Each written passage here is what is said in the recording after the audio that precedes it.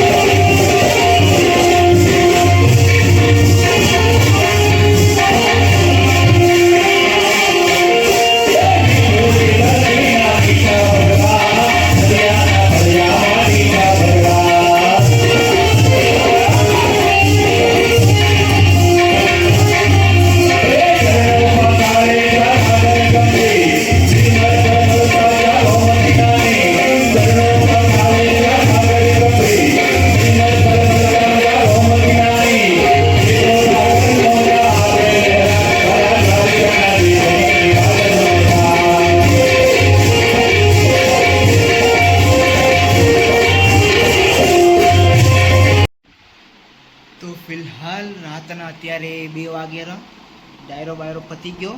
હા, તમને જન્માષ્ટમીનું જે આપણે મેઇન સેલિબ્રેશન કરી, કાનુડો આવે ને બધું થાય, એ બધું તો ના બતાડ્યું. એ બધું તો બધાને ખબર જ છે, અને બધા એટલીસ્ટ બધા પોતપોતાના સોસાયટીમાં યા તો ઘરના નિયર બાય એરિયામાં આ બધું સિસ્ટમ કરતા જ હશે. મેં સાચું કહું તો બધા કરતા જ હશે ને બધાને ખબર બી છે. આ તો શું કે ડાયરો હતો એટલે તમને બતાડ્યો. તો આજના બ્લોગને કરું એન્ડ, કેમ કે વધારે રાત થઈ ગઈ એટલે હવે એન્ડ કરું. તમને મળું બીજા બ્લોગમાં, કાંઈક સારી વસ્તુ થશે. Thank you for watching till and.